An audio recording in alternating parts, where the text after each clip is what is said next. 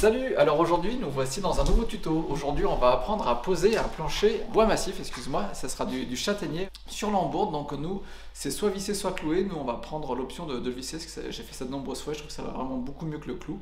Je t'invite à nous suivre dans la réalisation et je vais te donner les petites astuces pour que ça se passe bien pour toi. Pourquoi c'est mieux visser?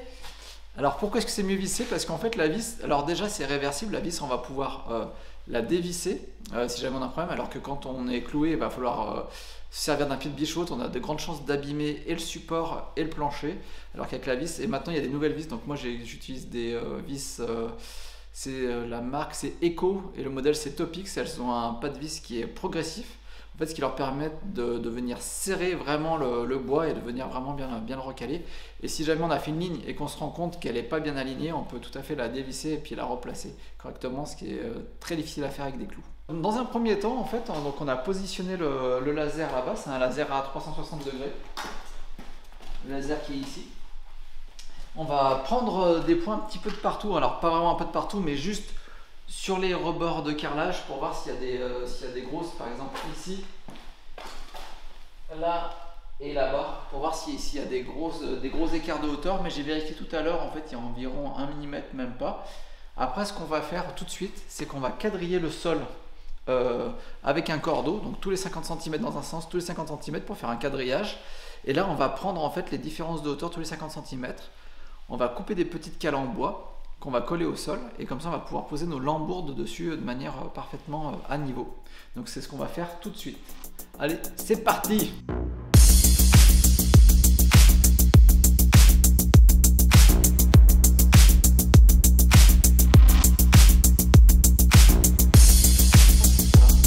Donc voici le cordeau. Alors moi il est rouge, je trouve que le rouge ça va vraiment beaucoup mieux, parce que le bleu ça marque très mal souvent, alors que le rouge j'ai remarqué que ça marquait beaucoup mieux. Donc je t'invite à te servir d'un cordeau rouge. Il n'y a pas vert? Il n'y a pas vert, enfin si peut-être. Il y a bleu, mais je sais que les bleus ils marquent mal. Genre les modèles de base Stanley bleu, je trouve qu'ils marquent pas très bien. J'en ai un, je suis pas très content. Du coup j'ai acheté celui-ci, je le trouve super. En plus il est en alu, c'est costaud et tout. Et puis surtout il se rembobine 3 fois plus vite, tu vois. Hop, il se rembobine super vite et il est débrayable. Quand tu le tires, tu peux le tirer sans faire tourner la poignée. Waouh! Et ça, c'est vraiment quelle super. classe.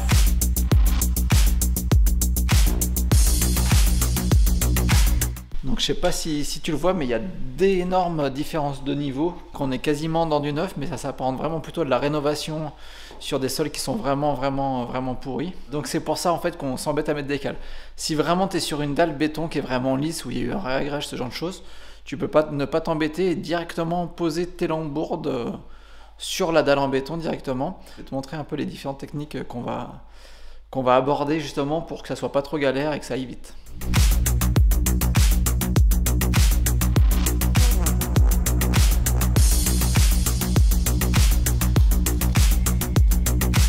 Tous les traits transversaux ici, ça va être les lambourdes.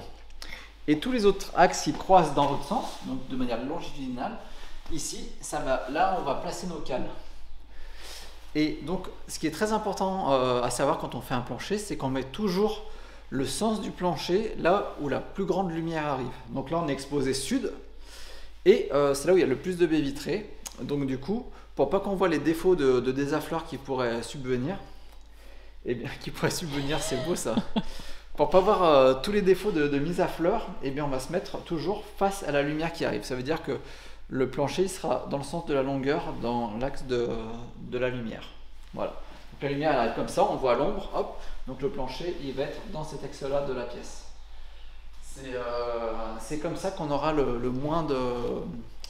C'est comme ça qu'on percevra, enfin que l'œil percevra le moins de défauts, parce qu'il n'y aura plus d'ombre reportée en fait. Voilà. Donc ça c'est bien. Et donc nous on va aller manger un petit bout, puis après on va aller coller toutes nos petites cales. Là tu vois j'ai mesuré l'espace qu'il y avait entre la lambourde et le plancher, ça fait 58 mm. Mon laser il a 130 mm de haut.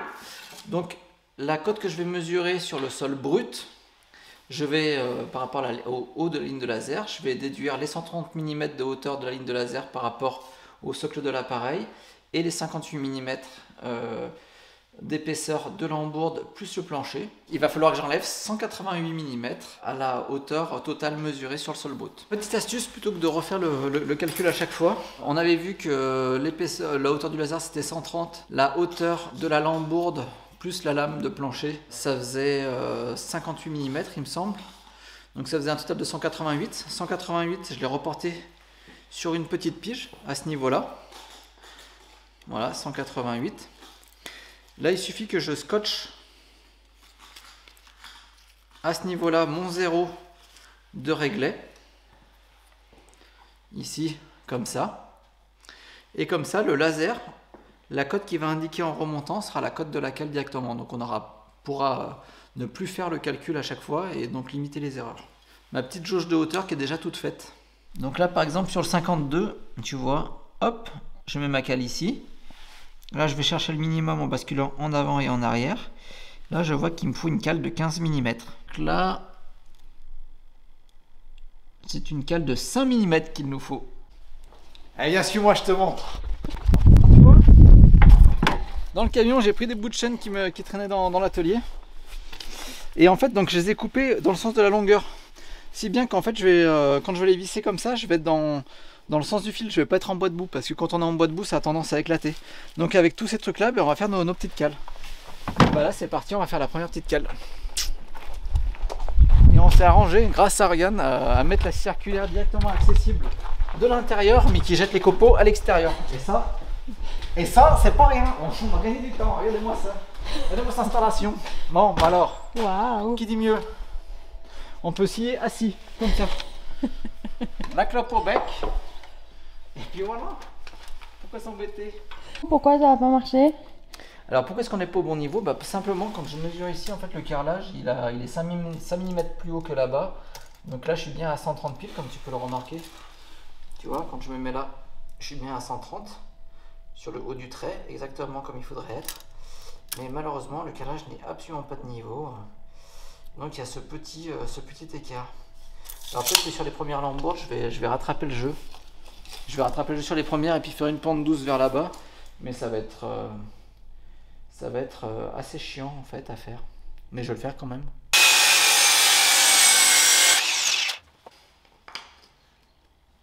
Ah, là c'est bien. Bon bah là c'est parfait. Hein. Bah on avance comme ça. Hein. C'est 4 s'il te plaît.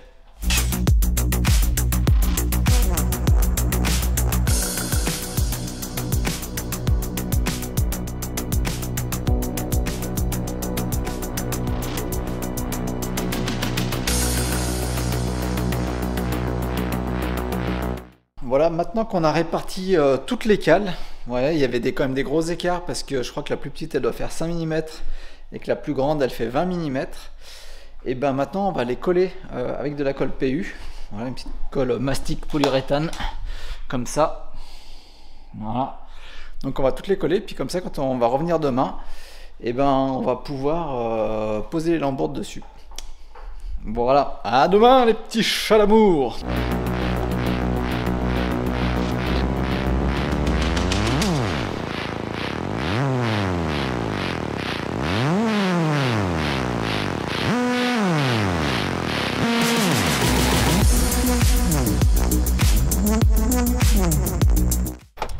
Fais attention à la marche. Voilà. Voilà donc jour 2 de la pose du parquet cloué.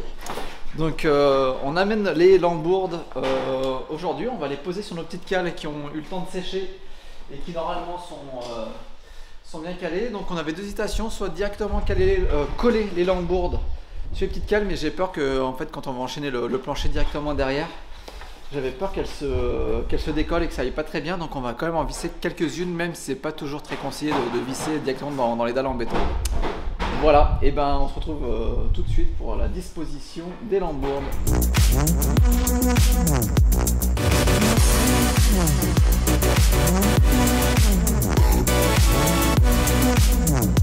Typiquement, là on part d'ici, mais là-bas, de l'autre côté, on arrive pas très bien, tu vois, à ce niveau-là, parce qu'on est ni sur la cale ni à côté. Donc ce qu'on va faire, c'est qu'on va recouper là-bas derrière pour décaler suffisamment et que celui-ci arrive au moins sur cette cale là ou sur cette cale là pour qu'on puisse remettre un bout entier.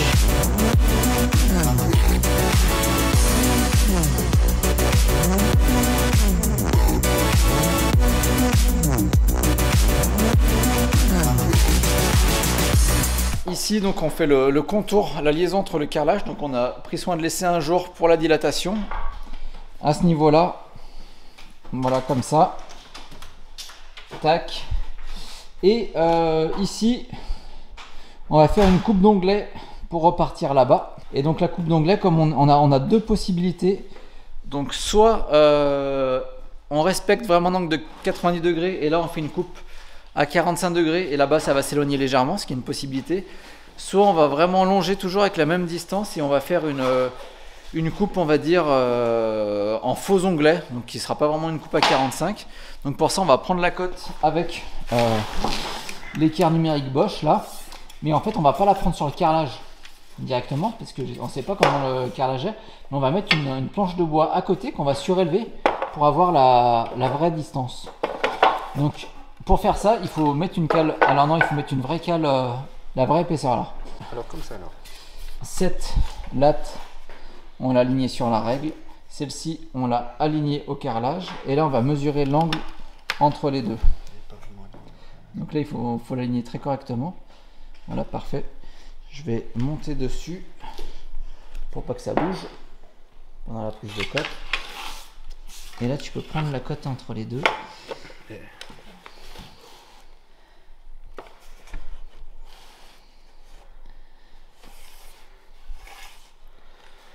89,7, donc on est à 90, hein, ça fait 40, 89, 44. Tu vois, c'était plus là, hop, tu as directement ta division. Donc on a 45,2. Donc sur les petites coupes d'onglets qui sont ici, je vais me servir de la lamelleuse pour que ça arrive bien à fleur. Donc je vais juste mettre un lamello flottant ici. Ça permettra que l'angle ne se relève pas. Comme ça sera un petit peu plus propre et après on aura fini donc tout le tour en coupe d'onglet là, comme on peut voir ici. Oriane, elle est en train d'installer la première ligne et puis après ça va dérouler tout ça jusque là et donc après ça sera nickel chrome.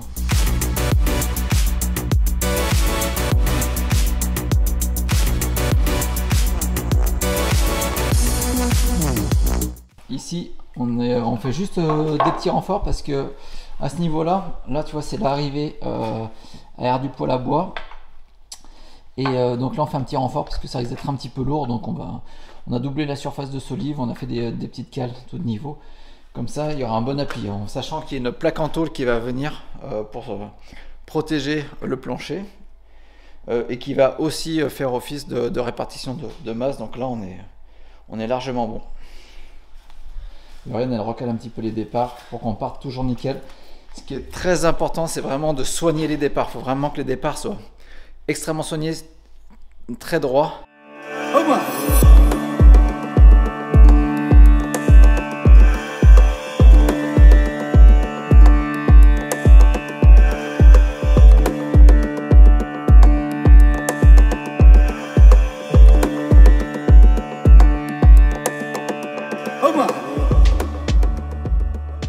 Bonjour à tous, il fait nuit plutôt, et il fait nuit parce que c'est le matin. Et j'ai beau être matinal, j'ai mal. Alors, parce qu'il faut que le chantier soit fini ce soir, le plancher. Et donc hier, on a fait cette partie-là. Donc on peut savoir à peu près combien de mètres carrés on a fait, parce que là on est au chiffre 40 je crois. On a dû faire 6 mètres carrés à peu près dans l'après-midi. Alors les raisons à ça, elles sont assez simples. C'est qu'on a eu des problèmes avec les vis. En fait on a foiré les têtes de vis très régulièrement. Alors au début je pensais que ça venait de la vis que j'aimais beaucoup, mais en fait ça venait pas de la vis. En fait ça vient du fait que les vis que j'ai pris elles font 50 mm de long et qu'en fait il faut vraiment prendre des vis de 40 mm de long quand on est sur des lambourdes en bois dense et sur un parquet en bois dense, voilà, parce qu'en fait elles ont un pas progressif. Alors je sais pas si tu peux le voir vers le haut ici, il est assez long, et vers le bas tu vois, vers la tête ici, il est plus serré le pas. En fait, le fait qu'il soit plus serré vers la fin, ça permet de serrer la latte en fait avec le pas de vis, parce qu'elle va plus rapidement rentrer dans la lambourde et à la fin ça va venir serrer. Sauf qu'en fait ça fait énormément d'efforts sur la vis. On est seulement sur du T10 pour que la vis puisse rentrer dans la latte de parquet. Et en fait quand on est sur une lame en bois dur et une latte, pas une latte et une lambourde en bois dur, il faut prendre du 40 parce que sinon ça lui tire trop dessus et le T10 au bout il n'arrive pas à tenir. Donc voilà. Alors après on a une petite astuce parce que comme on a un peu cassé des têtes de vis dedans. Donc c'est vraiment sur la fin, donc c'est pas du tout gênant pour la résistance. Par contre c'est gênant pour mettre la deuxième latte parce qu'en fait t'as la tête de vis qui dépasse légèrement et donc là t'arrives pas à enquiller la deuxième. Donc la petite astuce qu'on a trouvée et qui marche super bien, c'est directement avec, je sais pas si je l'ai là, sur la visseuse on met un petit fraisoir en fait. Et on vient fraiser l'arrondi pour que la tête puisse s'intégrer dans la rainure. En fait, tout simplement, en fait, on agrandit légèrement la rainure pour que la tête de vis passe. Je vous montrerai ça plus tard si on en refoire une autre. Comment on fait exactement.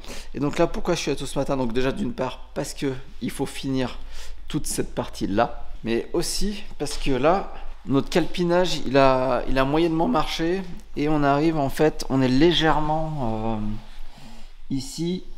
On est légèrement décalé, tu vois, par rapport à là. Donc on a ça d'écart. Donc là, il va se poser, il y a 3 solutions en fait qui se posent à nous.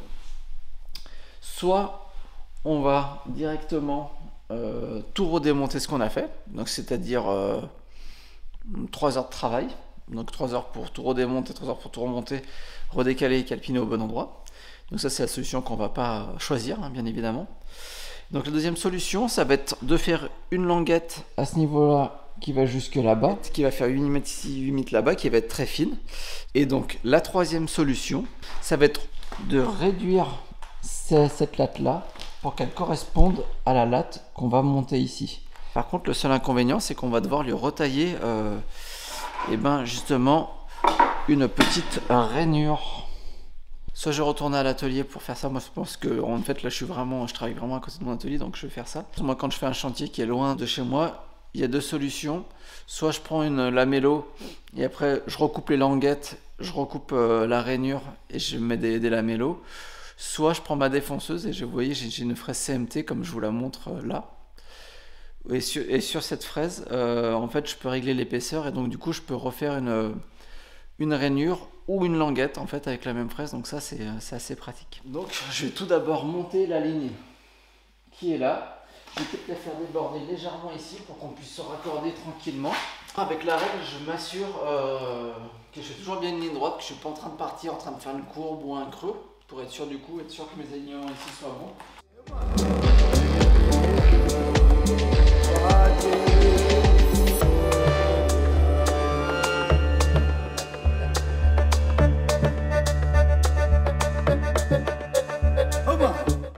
Donc le décalage il est là, hop. Donc là je vais monter toute la suite jusque là-bas et je vais reporter ce qu'il faut enlever ici. Donc là tu vois j'ai fait ma ligne, hop. Là je vais mettre ma règle aluminium ici pour tracer le trait, je vais reporter ce qu'il faut enlever ici. Je vais aller couper ça, proprement et je vais faire une petite rainure derrière et puis je vais venir l'emboîter.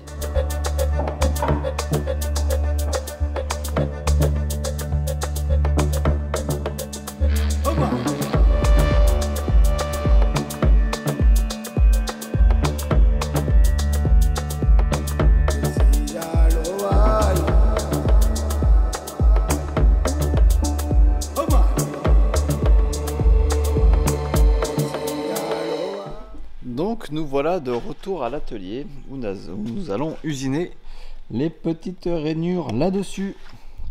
Je vais regarder. Non, évidemment, c'est pas le bon outil qui est monté dessus, donc ben, on va monter le bon outil. Donc là, je vais prendre mon outil extensible. Ça, c'est un outil un peu particulier. Enfin, c'est un outil à rainurer. Sauf que les extensibles, les 2 extensions en fait sont montées sur un pas de vis. Si bien que quand tu visses là, tu vois, ça l'ouvre ou ça le ferme. Et ici, là tu vois, on est à 0. Donc comme l'outil va de 5 à 6 à 0, Là, je tourne la molette. Hop. Là, je suis... Quand là, je suis à 5,5.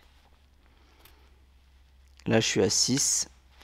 Et donc, mon 6,2, il va se trouver entre le 1,5 et le 1. Là, on sera à 6,25 par exemple. Et donc, 6,2, on doit être par là. Après, sur la machine, tu peux tout à fait desserrer juste et resserrer ou dévisser. Donc, c'est assez pratique, ça va assez bien. Voilà, on peut juste pas faire des rainures trop profondes. Mais pour les petites rainures comme ça va aller parfaitement.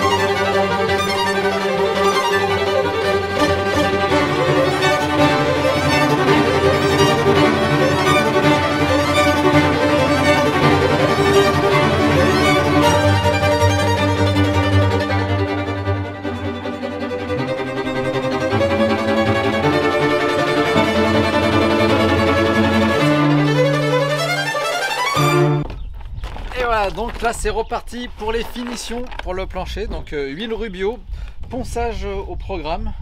On est assez content de ce qu'on a fait globalement. Les jonctions elles sont très jolies.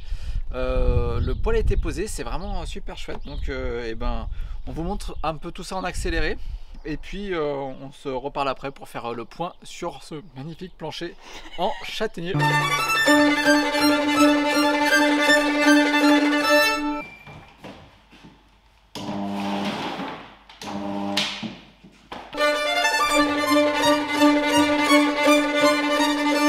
Tu vois, je suis en train de mettre le scotch pour pouvoir mastiquer, que ça ne déborde pas ni sur le plancher ni sur le carrelage. Je mets le scotch à peu près à ras, je vais mettre mon mastic.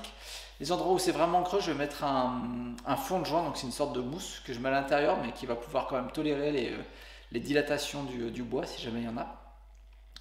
Et après je vais mettre un petit joint acrylique par-dessus, spécial bois, donc qui est élastique. Pareil, qui va bouger en fonction du retrait, du gonflement du bois. Alors au début je voulais faire de la monobrosse comme tu as vu, mais en fait elle démarre pas. Donc je pense qu'il y a un problème de condensateur. Donc j'ai loué chez Locamuc, donc j'espère qu'ils vont me trouver une bonne solution. Parce que là je suis pas très content. Voilà. Donc là tu vois mon petit, je suis en train de mettre du fond de joint. Et le fond de joint, à quoi ça sert ?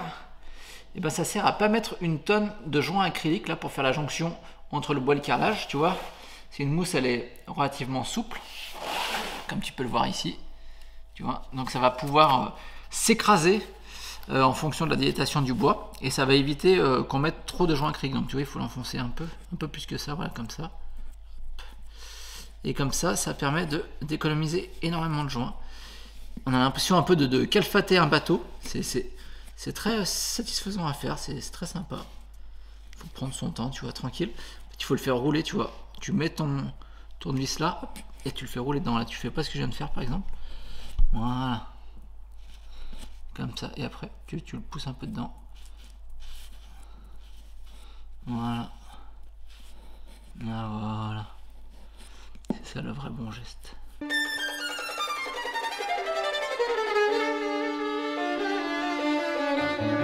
Alors, tu vois là je suis en train de faire le joint avec ce petit ustensile magique. Donc tu vois je fais un gros cordon un peu dégueulasse. J'ai pris soin de masquer comme je t'ai montré tout à l'heure tout autour. Et après je vais venir ici. Hop. Je viens racler comme ça. En fait on a tout de suite une finition qui est nickel chrome. Petite bonne leg, tu peux te mettre de la salive sur le doigt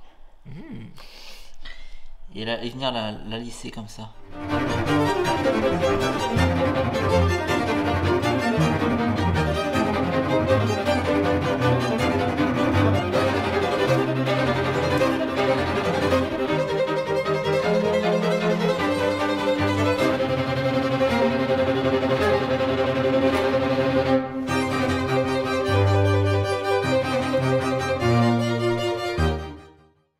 dernière étape, la finition.